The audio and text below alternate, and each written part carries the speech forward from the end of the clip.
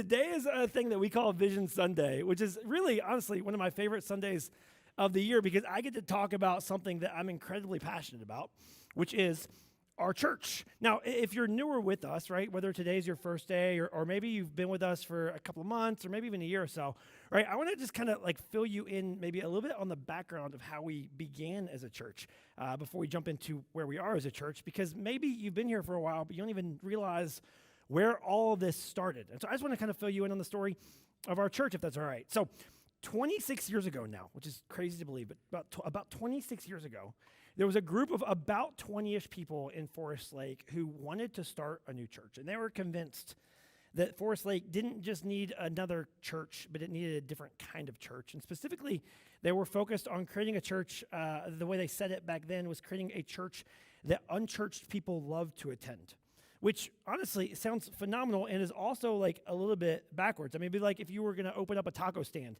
and you're like, I want to create a taco stand for people who don't like tacos, you know? Like that's not, like it's probably not going to go that well, but they were convinced, you know, like it'd be easier to create a church for church people. It'd probably even be faster to grow a church for church people, but they were more focused on making a difference than just growing something and getting something started.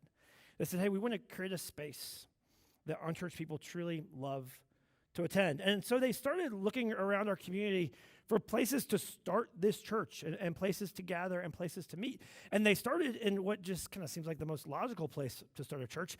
They started in the hotel, motel, country inn, all right? So it just seems like a great place to kick off a worship service or a gathering or a meeting of people who wanted to start a church. And specifically in the country inn, if you're wondering, specifically, they started meeting in the breakfast room at the country inn. Anybody ever been in the breakfast room of the country inn? Anybody ever enjoyed a good continental breakfast? Yeah, raise your, come on. You've never had continental breakfast? Don't act like y'all ain't staying. Where y'all staying at? You staying at hotels you got to pay for breakfast?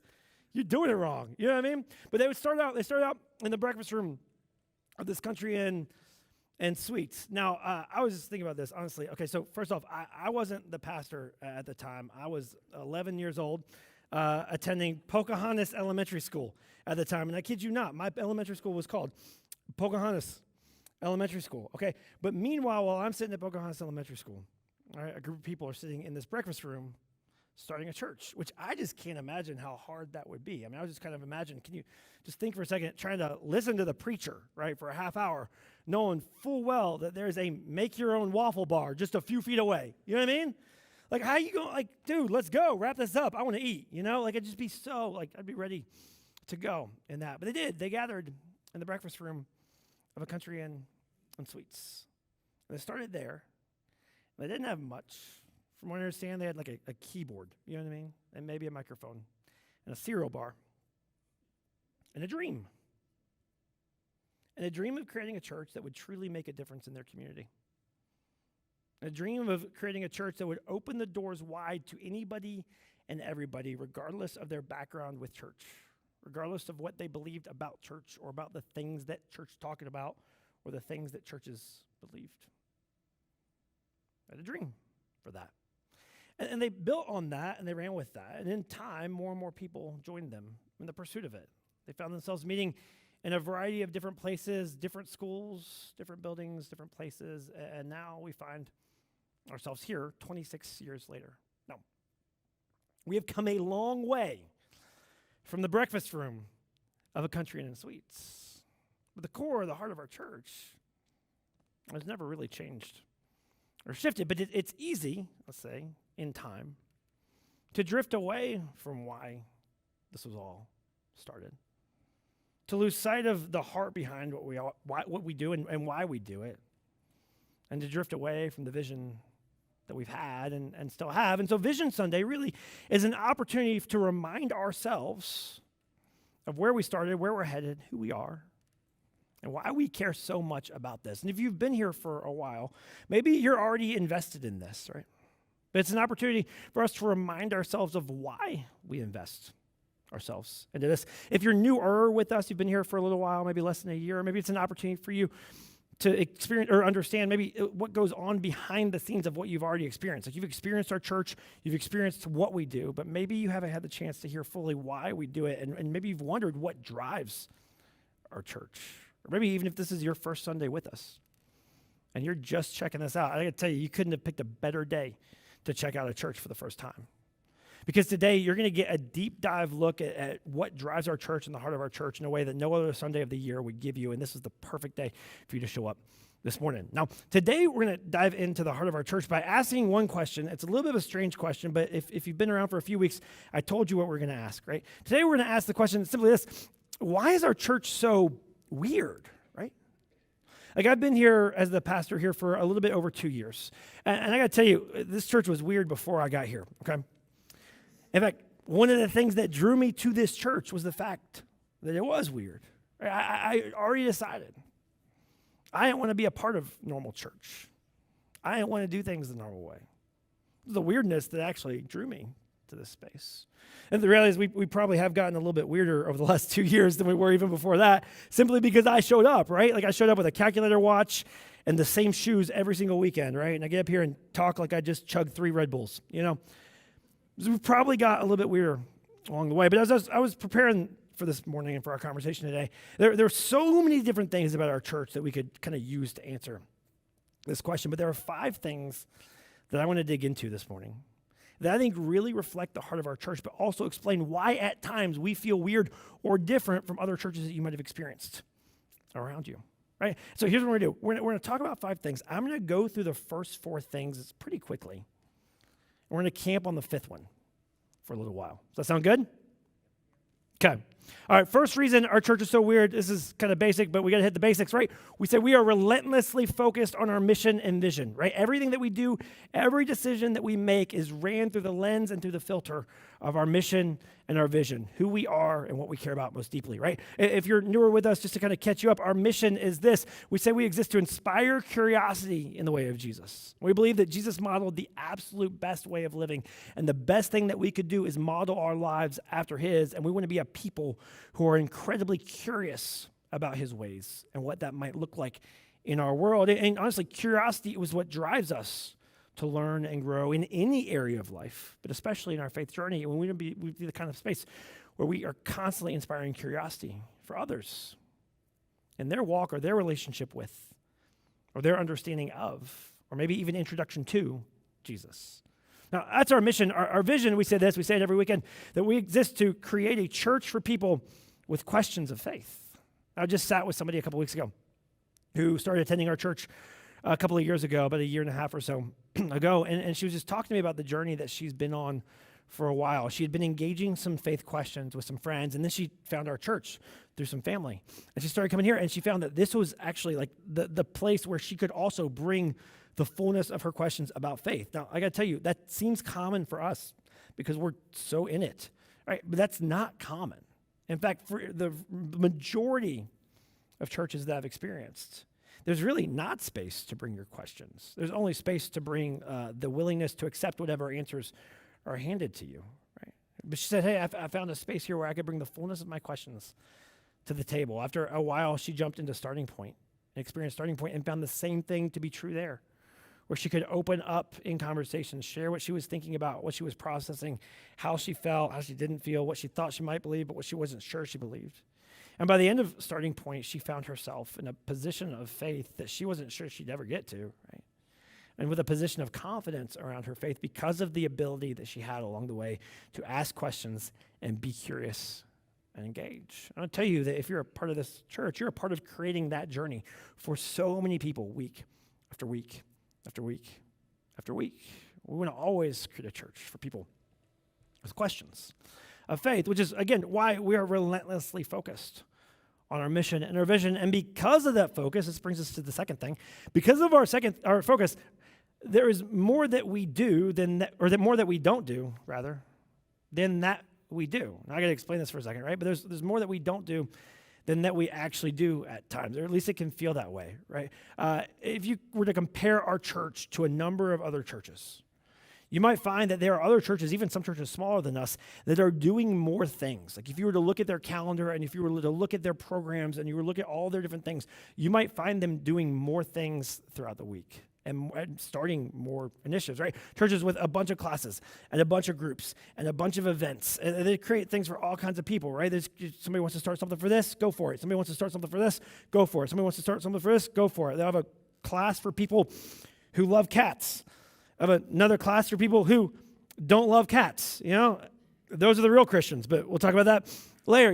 But like, there's just anything they can come up with, right? They just find themselves over and over creating more things. And that's not a bad thing in and of itself, but I just say this, if we're not careful, we can actually start to believe and convince ourselves that more is better.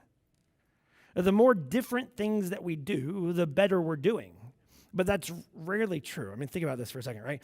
The all-you-can-eat buffet is usually not the best place to eat. Right? Or think about it this way, right? Like few people who look at their calendars and go, you know what I need? I just need more to do, right? And so many times, more isn't actually better. More is just busy, but better is better, right? And for us, we would say like doing a few focused things well is better. Funneling all of our resources into the things that are making the greatest impact in the lives of people is better. And what we want at the end of the day is not more stuff to do and programs to manage. What we want at the end of the day is to see more lives change, because ultimately more life change is better. I mean, that's why we're here and why we do what we do. And we don't measure success at as a church by activity, by the number of things that we do. We measure success by the impact that we're making in the lives of people. We're constantly asking ourselves, how can we steward everything that we have, not to do more things, but to make a greater impact? We believe that by doing less, we actually end up doing more. In fact, I want to show you some of the ways that you actually did more just last year. All right, so let me share this with you real quick. In 2025, right, through our kids ministry and our student ministry, it reached 432 kids and students throughout the year. That's 21% more than we did the year before, right? Additionally, we saw 63 new adults connect to dinner parties. New, that's not people who were already connected, just 63 people in the last year new who connected to dinner parties and discovered community that was focused on the way of Jesus and figuring out what that looked like for their own lives. Additionally, last year, we launched the Bible reading plan, which many of you are engaged with. In fact, 284 of you have engaged with it over the last year. Right? We participated in 33 GOMAD projects going out into our community to serve and make a difference. And then when it came to the end of the year, we felt led to take a step of generosity in many ways towards our community, right?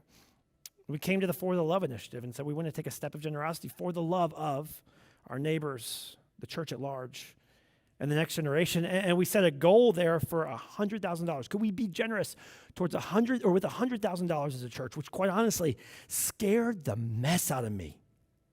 I think it scared the mess out of our board. I think we were all a little bit nervous for a while, We said we really feel like this is the step that we're being led to take. And together, you took that step. And together, we gave $106,835 for the sake of our neighbors, for the sake of the church at large, and for the sake of the next generation. Can we just take a moment to celebrate the impact that we saw in 2025? Can we celebrate that for a second? Now listen, I heard a stat recently, and I couldn't believe it, and I couldn't believe it so much that I actually went to find the source of the stat. And it took a lot of work to find the source of the stat, and then I still wasn't quite sure I believed it. And so I found an email related to the source of the stat. And so I sent an email this week about the stat. I'll tell you the stat in a second. But I sent an email about the stat, basically saying, is this actually true? Because I'm not, I want to see the source material for this. Okay, I sent this blind email to this email address. I didn't even know where it was going to go.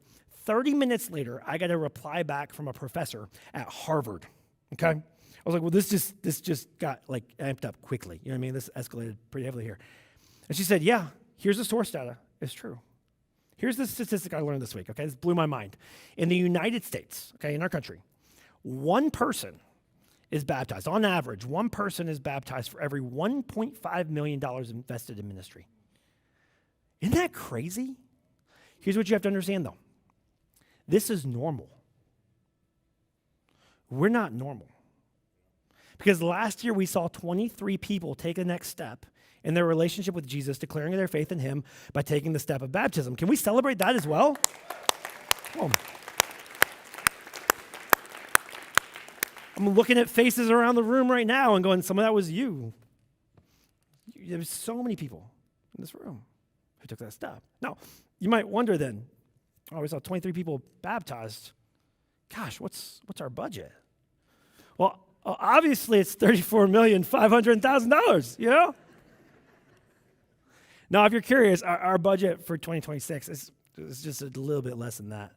Our budget for 2026 is $615,011 because $615,000 didn't quite feel like enough, and we're like, we're probably gonna need about $11 more. So somebody throw that in there, right? Let me show you how this breaks down real quick if you're curious. All right, 23 this is very similar to last year. 23% of our budget goes towards Next Gen Ministries. That's our co-kids environments and our community youth environments that are just phenomenally making a difference in the lives of kids and students. Mega Sports Camp this last year, many of you know Mega Sports Camp's our kids' camp in the summer. It reaches so many new families. 88 kids showed up this past year. I think it was a 40% growth over the previous year. Community youth is busting at the seams. We launched the missions trip registration for community youth a week and a half ago. It filled up in 36 hours. Filled up in 36 hours. I mean, we're on the phones with Nashville, Tennessee, trying to figure out how to make more spaces and open up more spots for that. Incredible things happening in that space. 16% of the budget goes towards adults ministries, which is things like dinner parties, things like GOMADs, right? Things like our volunteer teams and equipping them to serve well. 21% of our budget goes towards weekend services, which I don't have to explain too much because you obviously have experienced it before, but that's everything that happens in this room as well as guest services. And then 40% of our budget goes towards ministry support, which is things like rent. They actually make us pay to be here every week, right? And technology, insurance, the administrative things that support all the ministry that happens here. And I got to tell you, you have a team of staff leaders who are incredible stewards with this. I mean, they do everything they possibly can to make the most of every dollar that's invested. And we truly believe that because of that, and with that heart, right, there's more that we can do by doing a little, which is why there's more that we don't do and that we do. No, that's the second thing. Let's talk about the third reason I would say our church is weird. And I'm going to say this before we put it up there. This third one, I'm going to ask you to track with me a little bit, especially if you've been in our church for a little while. I'm going to ask you to track with me for a little bit on this one and just kind of lean in and listen for a second. Because some of you, when I say this one, some of you are going to want to fight me. You know what I mean? You're going to like give me a little bit, I don't know, you're going to get a little amped about it. And I'm okay with it. I'm an Enneagram 8, so I'm like here for it, but I don't really want to fight you publicly because I would lose. So don't do that. You know what I mean? But just hang with me for a minute. I want you to hear the heart behind this. And I want you to hear what I'm saying and not make assumptions based on not what I'm not saying. Make sense? Okay. Third reason our church is weird. We're more focused on building the church than on building a building. One of the top questions I get around our church is, hey, when do you think we're going to have a building? When do you think we're going to build a building? And it is a very understandable question to ask. And if you're newer with us, let me fill you in a little bit on our journey. At one point, we actually met in a strip mall over in kind of the heart of Forest Lake. And then we purchased land. This was a couple of years before I came here, but land was purchased in like the Hugo Lino Lakes area, a little bit out of the area that we currently meet in and serve. But land, for a variety of reasons, was purchased about 10 to 12 minutes south of here. Now, at that time, the goal was to build a building on that land. But I also will just tell you, to be honest with you, at that time, we were not really, as a church, in a financial position to build a building on that land. There were hopes to build on that land, and maybe plans for a building on that land, but there weren't financial plans in place to be able to build a building on that land. And so we actually still to this day, you may not know this if you're newer with us, we actually own some land a little bit south of here. And there will be a day, right, where one of a few things happens, where we either build on that land, or another option would be for us to actually sell that land and reinvest it in a home a little bit more central to the area that we serve, which is Forest Lake and the surrounding areas. But Forest Lake kind of is like the center of our reach. And that day will come, right? And that will be an incredible day, quite honestly, for many of you who actually invested with us to purchase that land. I mean, some of you have actually invested significantly to be a part of that. All right, and that day will come. And that day will be a really exciting day in the life of our church. I'll be one of the most excited people in our church. It'll be a day when we get to open our doors up even wider to our community. Our incredible volunteers who set up and tear down here every weekend will throw probably the biggest party of their lives. You know what I mean? Like, it's going to be a beautiful day in the life of our church. And I'll tell you this too. We're in a better financial position today than we were 3 years ago. In fact, this 2025 was, believe it or not, the first time in 3 years that we were able to fully fund our general fund or our ministry fund in 3 years because of the generosity of so many of you. We've taken incredible steps in that area. We're not in the place yet to be able to go and build or reinvest or develop or whatever a building. We're moving in the right direction. But here's what I want you to understand. As we're on that journey, our main priority and our main focus is not to build a building. And there are churches that would make that their main priority and their main focus. Our main priority along that journey is to continue building the church and being the church in our community and to our community with every opportunity that we get, which is why we raised so much money at the end of last year and gave so much of it away. It's why we gave it away to local partners. It's why we gave it away to other churches, which sounds crazy, that we don't even have a building yet. And yet we sent money to Ukraine, to a church that has a building, to provide heat for their building in the winter months, right? But we're insistent that in the process of getting to the place where we could find ourselves in the building, we're going to continue building the church along the way. And we're not going to let the pursuit or the desire or the allure of a building to pull us off track from building God's church every step of the way. Does that make sense? So here's what I want you to understand. Some of you were here the day that we moved out of a strip mall and into this facility. And I want you to understand that we are no less the church today than we were in that building. And when the day comes for us to move into our next building, we will be no more the church then than we are today. In fact, if you study the words of Jesus and the New Testament writers, when they talk about the church over and over and over again, the word that they use in the Greek is this, ekklesia. Everybody say ekklesia. Ekklesia just simply means a gathering or an assembly of people. In this case, a gathering or an assembly of people on the mission of Jesus, building Jesus' church. So I fully expect that the day will come when we find ourselves in the building. But when that day comes, we'll be no more the church then than we are right now, because right now we are already a gathering of people who are incredibly devoted to the mission of Jesus and to building his church, which is why we're more focused on building a church than building a building.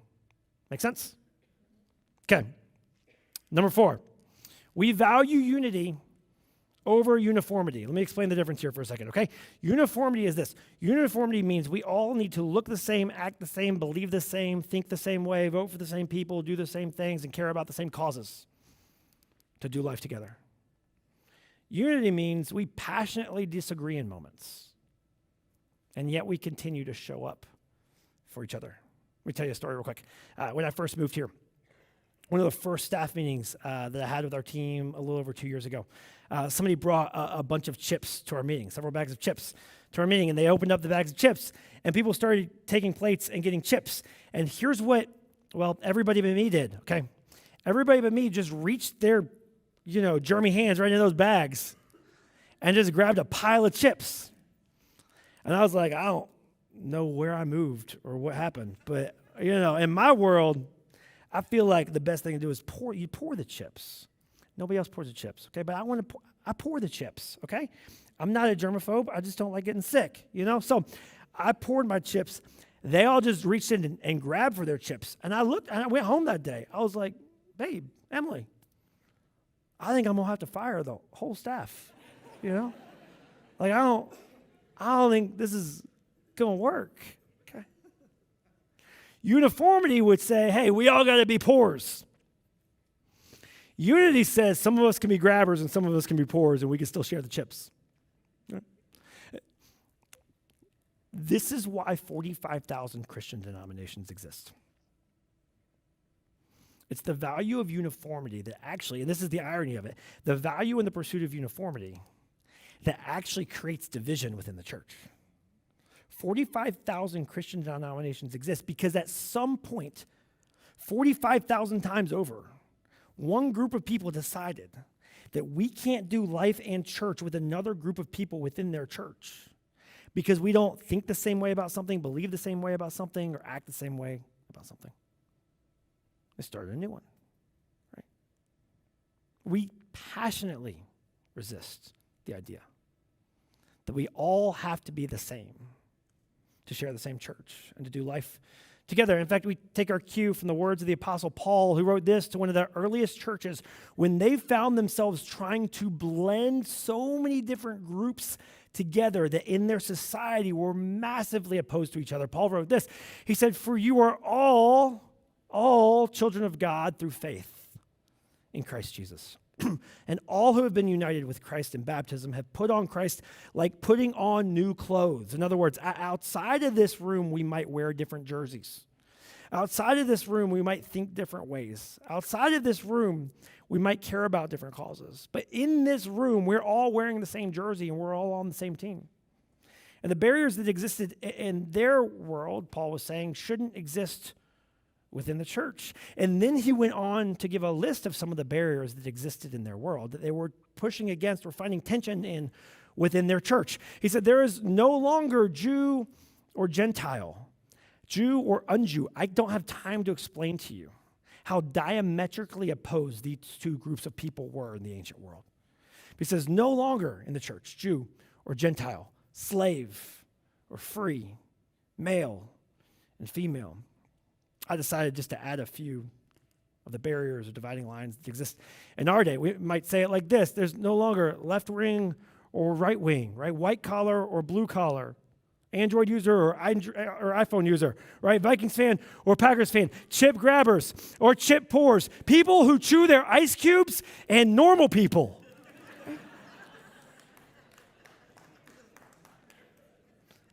That's just my list. Let's get back to Paul. He went on. Paul said, "For all, you are all one in Christ Jesus." And so, as a church, we value unity over uniformity.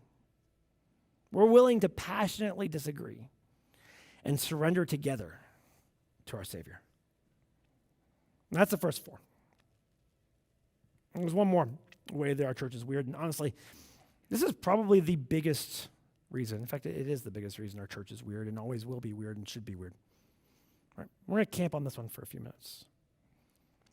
The biggest reason our church is weird, honestly, the biggest reason I think all churches should be weird, is because our faith is weird.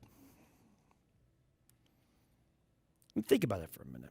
If you've been following Jesus for a while, I think this gets lost on us at times. But at the foundation of our faith, we follow a person who we truly believe died, undied, and is still alive. Do you realize how not normal that is?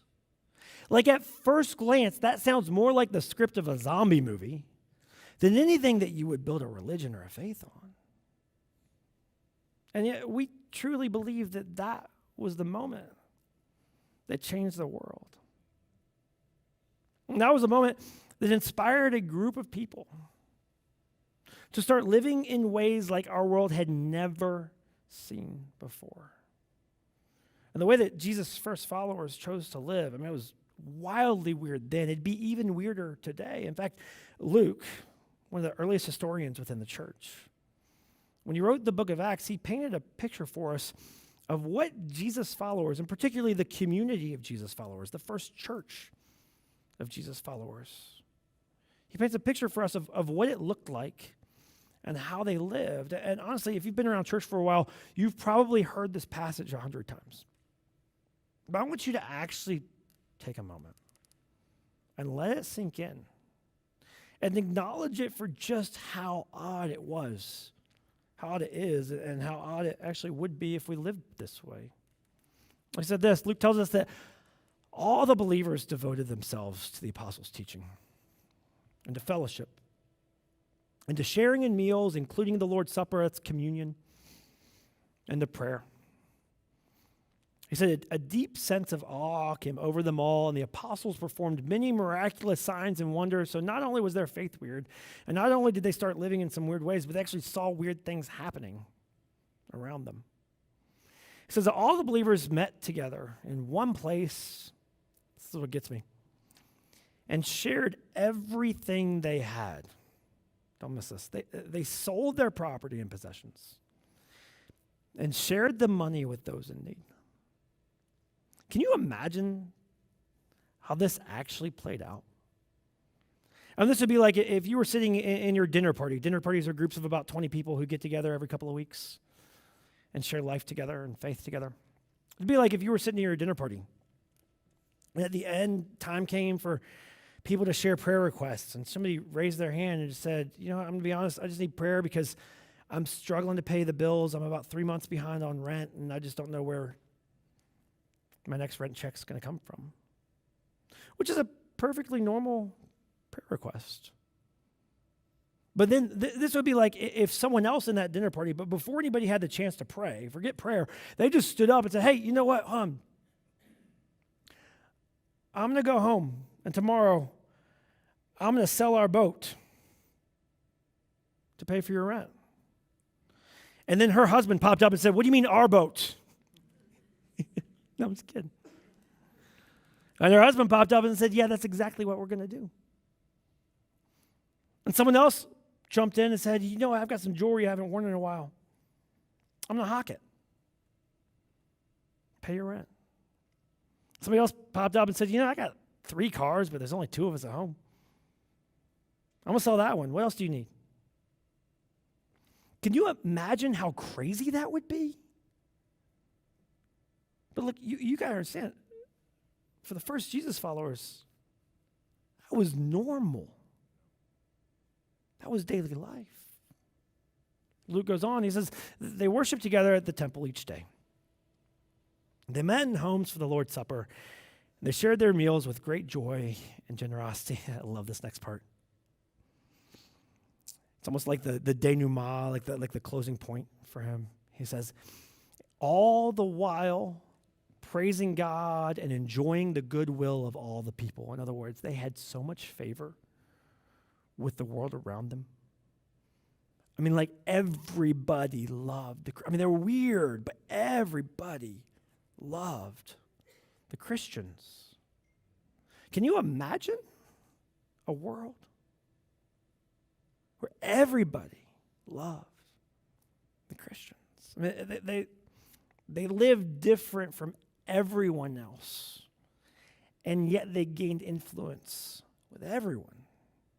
Luke tells us that each day, the Lord added to their fellowship those who were being saved. They lived in a way that was so different and so inspiring that every day more and more and more and more people were drawn to be a part of it. Can you imagine if Jesus followers actually lived that way in our world today? Can you imagine if the way that we lived was actually the most inspiring thing about our faith? And we talk about inspiring curiosity. Can you imagine if just the way that we went about our lives was actually the thing that made people the most curious? I want to find out what might happen if it was. And so as we enter a new year, let me tell you what the invitation is for us as a church this year. As we step into a new year and just another new season as a church in 2026, I want to invite us to commit to weird. To commit to living out our faith, not just when it's convenient, not just in a way that checks a box every now and then, but not just in the moments where it makes sense or feels normal,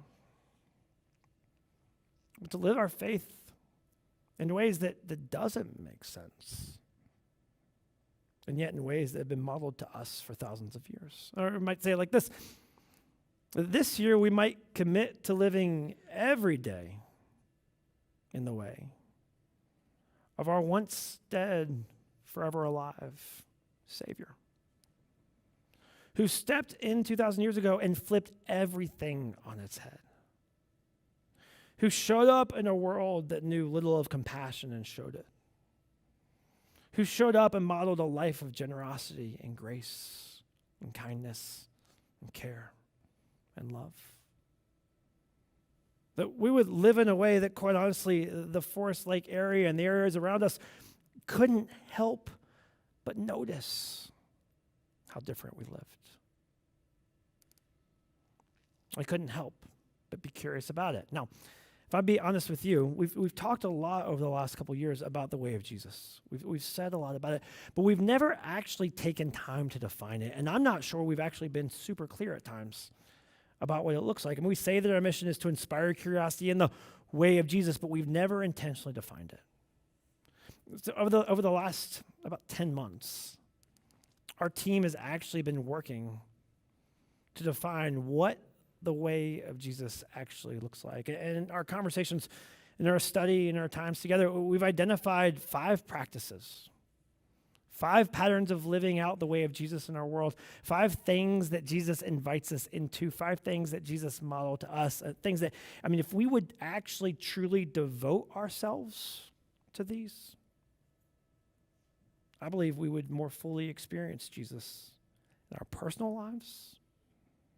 I think the world around us would more fully see Jesus in our community. And so in 2026, we're going to build every aspect of our church on these 5 things. We're going to build everything that we do in a way that fosters a space where we can grow in these practices, where we can center our lives on the way of living that Jesus and the first followers modeled for us. I'm going to tell you more about these 5 practices starting next week. And over the next several weeks in a series that we're calling This is the Way. My hope is you'll be here for it. Let me pray for us, and then we'll sing together. Jesus, I thank you for the ways that you chose the weirdest and the strangest path to redeem us and invite us into a new way of living. God, no one would have written a story like that. No one would have dreamed of it up, and yet you chose it. You showed up on our behalf to rescue us, to ransom us, to lead us into freedom. Jesus, would we be the kind of people who actually live in that freedom? God, as we move into a new season as a church, I pray that you would give us the humility to recognize that our wisdom fails us often, to see how the way that we choose to live our lives over and over again often leaves us wanting more and empty. Would you begin to show us or reveal to us what truly living out your ways could look like, what it could do for us, what it could do for our world? Would we be the kind of people who live in such a way that our world cannot help but notice, can't help but lean in, and can't help but experience the same transformation themselves? We love you. We thank you for inviting us into your story. Would you use us to invite others to do the same? It's in Christ's name we pray. Amen.